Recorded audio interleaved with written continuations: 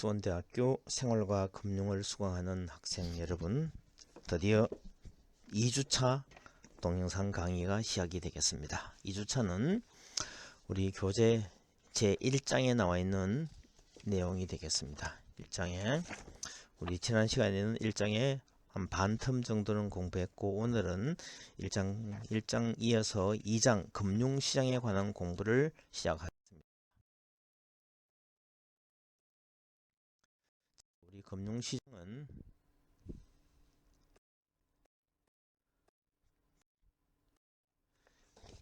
금융시장에 관한 공부를 할 때, 금융거래가 무엇이고, 그리고 금융시장이 뭐고, 금융자산이 뭐고, 금융시장의 기능이 뭐고, 금융시장의 종류 등등 이런 걸 하나하나씩 살펴보는 시간을 갖도록 하겠습니다. 첫 번째, 금융거래란 무엇인가 하면은, 금융기관들은 되게 다양합니다.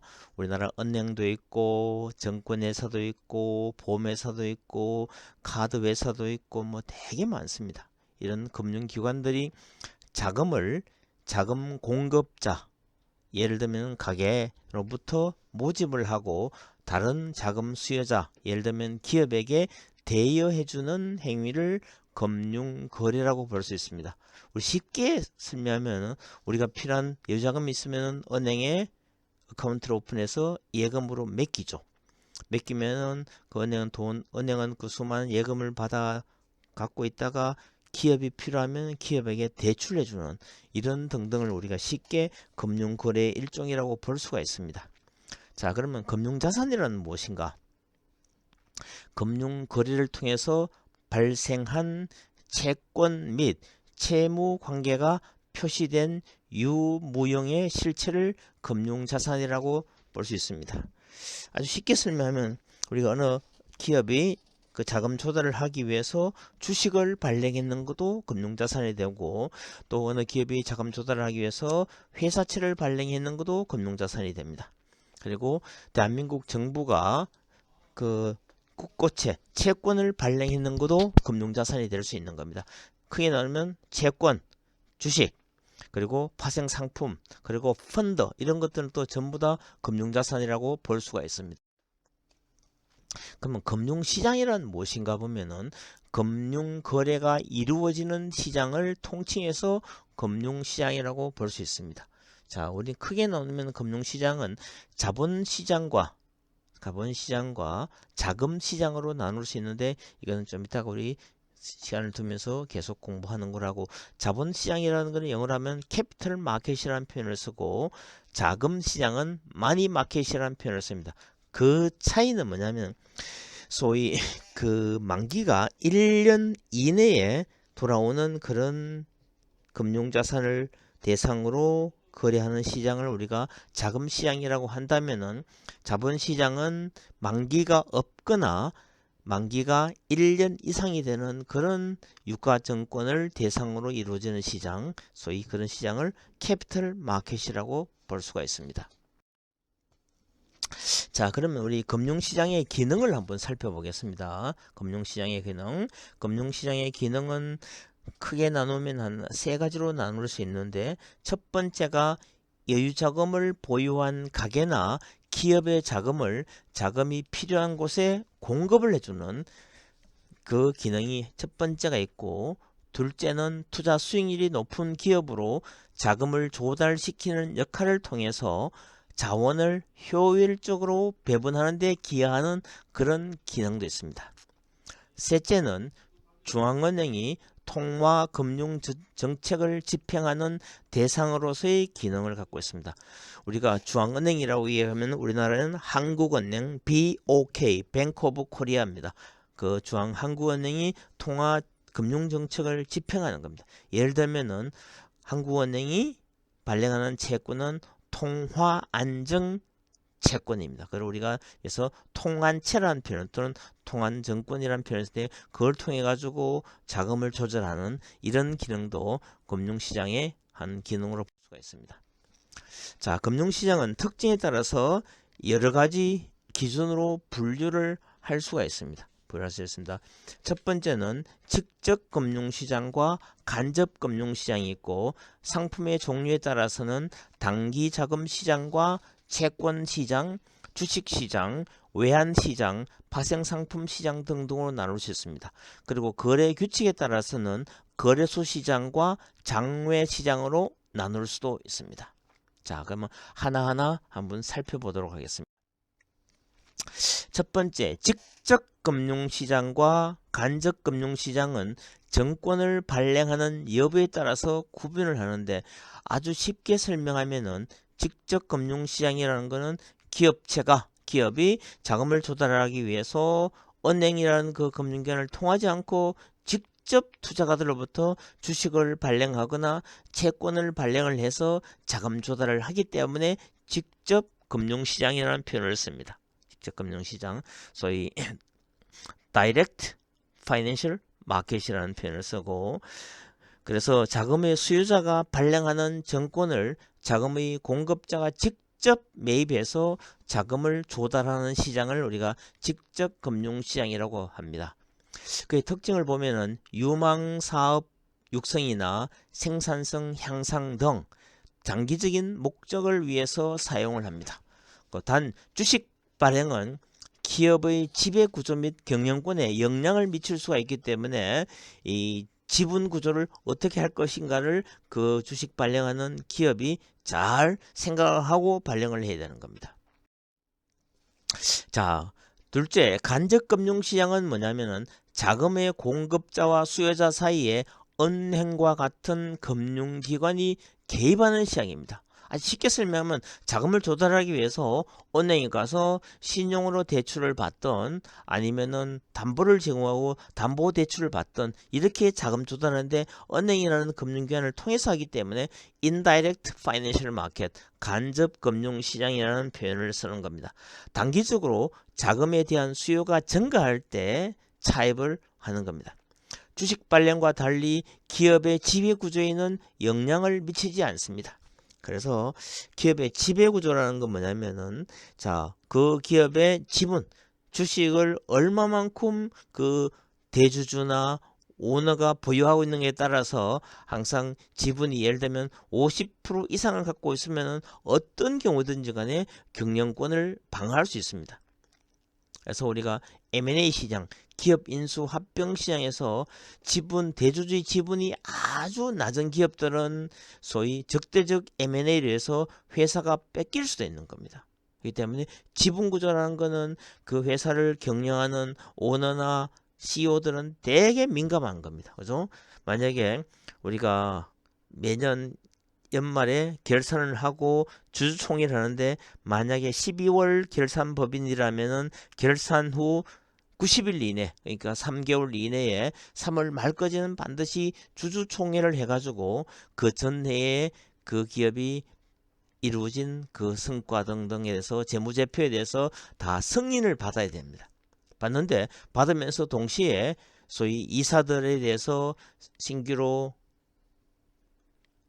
채용도 하기도 하고 또는 실적이 안 좋으면은 이사를 해임하기도 하는 그런 일이 주총에서 벌어지기 때문에 지분을 50% 이상 갖고 있으면은 그런 걸 모든 것을 방어를 할 수 있지만 지분이 예를 들어서 50% 미만, 예를 들면 3분의 1 정 33%가 있으면은 나머지 67%에 있는 그 대주주가 아닌 그 사람들이 모여가지고 회사의 경영진을 바꿀 수 있는 그런 일이 벌어지기 때문에 기업의 지배구조가 되게 민감합니다. 그래서 우리가 주식을 발행해서 자금 조달할 때도 지배구조와 어떤 역할 상관계가 있는지를 잘 생각하면서 해야 되는 겁니다. 그죠? 자, 그러면 정권 발행 여부에 따른 구분을 보면은 직접 금융시장은 자금을 공급하는 부분이 가게나 기업이나 정부가 있습니다. 그거를 직접 자금을 필요로 하는 수요 부문, 기업이나 정부나 가게에 직접 이렇게 자금이 흘러가도록 해주고 그 반대 방향으로는 주식이나 채권이라는 그런 유가 정권을 발행해서 주면서 자금은 반대 방향으로 흘러가게 되는 겁니다.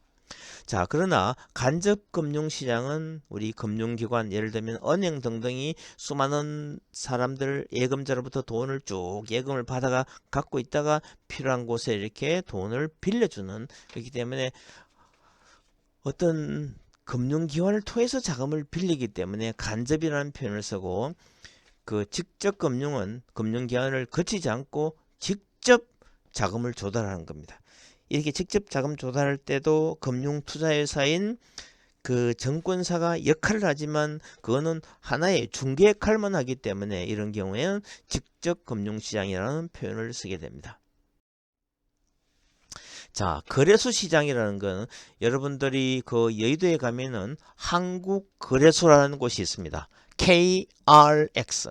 그래서 이 여의도역에서 내려서 저 한강변 쪽 조금 올라오다 보면은 여의도 우체국 맞은편에 있는 한국거래소 KRX, 코리아 익스체인지라는 그 건물을 볼 수 있습니다. 그것이 우리나라의 소위 모든 금융, 예를 들면 간접금융이, 참 직접금융이죠.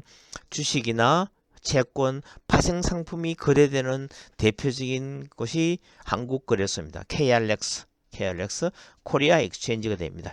이와 같은 거래소 시장은 거래소에서 표준화된 거래 규칙에 의거해서 거래 주문을 처리하는 시장이 됩니다. 거래소에 집중된 매수 매도 주문에 의해서 가격이 결정이 되며 실시간 모니터링이 가능합니다. 거래소에서 거래되는 상품은 대체로 표준화되어 있는 겁니다. 자, 예를 들면 주식은 한 주당 얼마에 거래가 되고, 채권도 한 자당 얼마에 거래되고, 또 예를 들면은 선물이나 옵션도 어떻게 한 거래 단위가 있기 때문에 그 표준화된 상품을 거래하는 것이 바로 거래소 시장이 되겠습니다. 자, 장외 시장은 표준화된 거래 규칙이 없습니다. 직접 거래 시장과 점도 시장, OTC 마켓이라는 표현을 쓰죠. Over the counter 마켓으로 나누어집니다. 그리고 점도 시장은 시장 참가자에 따라서 딜러 간 시장, 인투딜러 마켓과 대고객, 딜러 투 커스터머 마켓으로 나누어지는 겁니다. 우리가 상장이 되지 않는 주식 등은 소위 장외 시장에서 거래가 되고 있습니다. 이건 당사자끼리 서로 합의에 의하면 거래를 할 수 있습니다. 그런데 그 비상장 기업이 발행된 주식이 통일 규격에 의해서는 통일 주권이면은 증권사에 가서 두 사람이 합의만 하면은 서로 돈을 주고받고 하면서 주식은 이체가 가능하게 돼 있습니다. 자, 상품의 종류에 따라서 보면은 단기 자금 시장, 마니 마켓과 그리고 자본 시장, 캐피털 마켓으로 나눌 수 있는데, 단기 자금 시장을 한번 보겠습니다. 이거는 만기가 1년 이내인 금융 상품이 거래되는 시장을 우리는 단기 자금 시장, 마니 마켓이라고 그렇게 설명을 합니다. 이거는 금리 변동에 따른 자본 손실의 위험이 작습니다. 왜냐면은 우리가 지난 첫째 주 교수님이 채권 시장은 채권 시장에서 채권 가격과 채권 금리는 반대 방향으로 움직인다고 얘기했죠. 그죠? 근데 이건 1년짜리이기 때문에, 만기가 1년 이내이기 때문에 금리가 변동되더라도 이 채권 가격이 변동되는 그 폭은 그렇게 크지 않습니다. 자, 예를 들면은 우리나라에서 가장 만기가 긴 채권이 99년짜리 채권이 있습니다. 이 99년짜리 채권일 경우에는 금리가 예를 들면은 1%만 올라가 버리면 이 가격이 떨어지는 건 엄청나게 떨어지는 겁니다.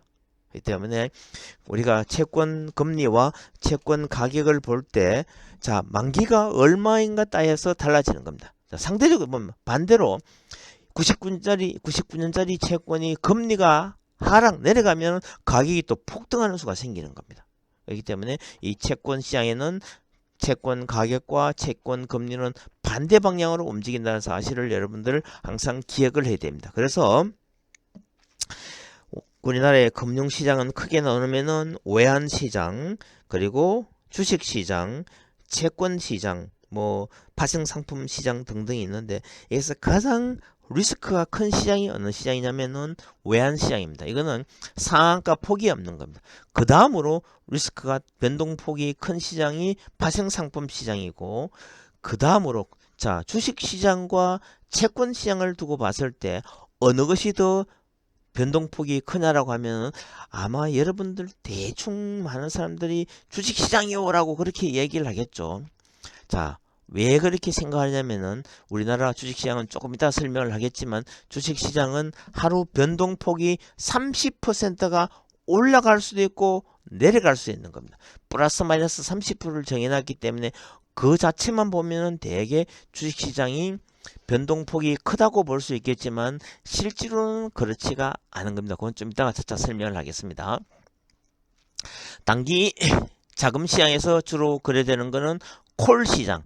콜 시장은 뭐냐면은 금융기관들도 자금이 모자라는 기관이 있는가 하면은 자금이 남는 기관도 있습니다. 자금이 남는 기관은 오버나잇 하루짜리 돈을 빌려주는 겁니다. 그래서 콜론 돈을 빌려주고 자금이 모자라는 건 하루짜리 돈을 빌리는 거 콜마니가 됩니다. 콜론과 콜마니가 있습니다. 그리고 환매 조건부 시장 소위 RP 시장도 있습니다.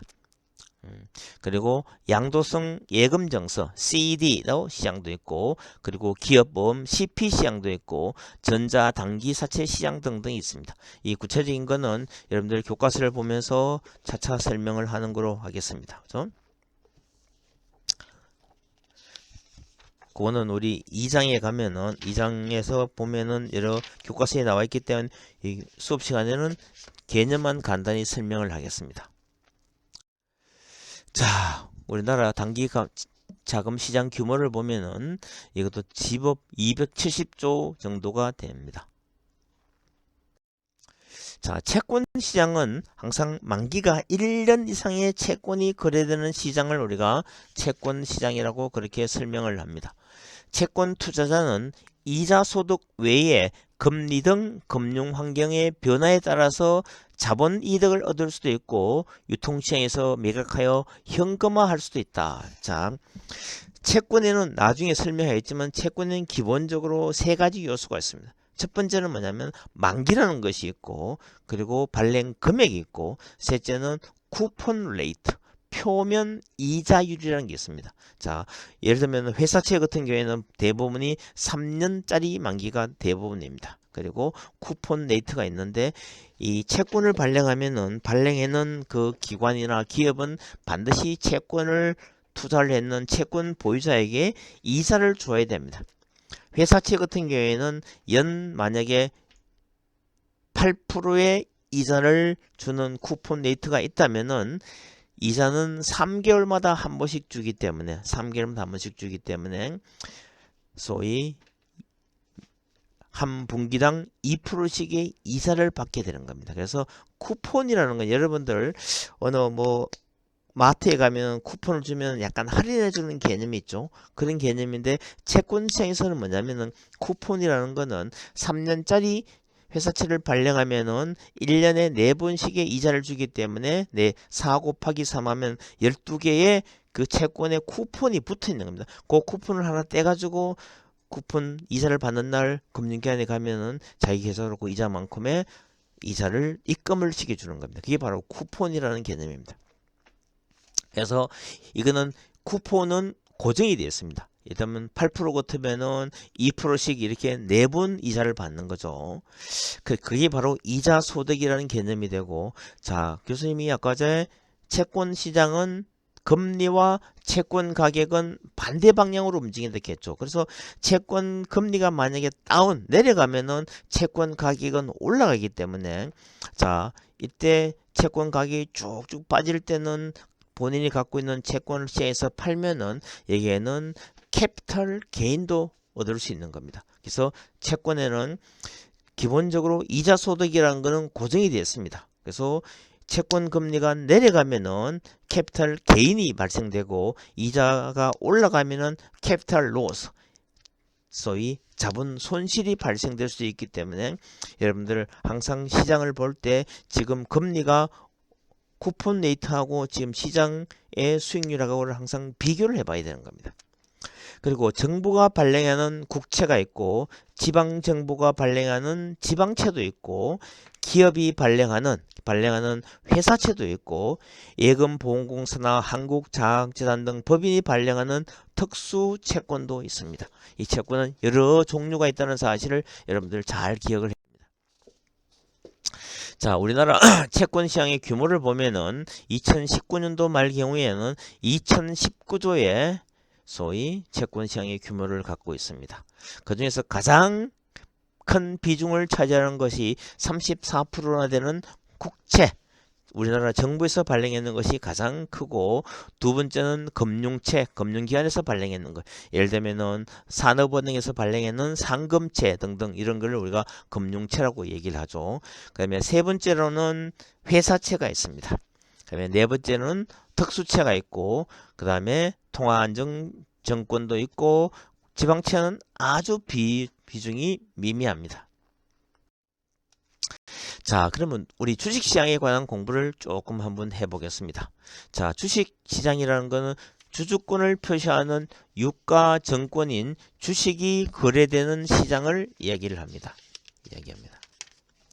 자, 우리 다음 장에 가면 좀 구체적으로 얘기했지만 지금 개념적으로 보면은 기업에서는 회사세 치장과 함께 장기 자금을 조달할 수 있는 금융시장이고, 투자자에게는 주요한 자금 운용의 기능을 줍니다.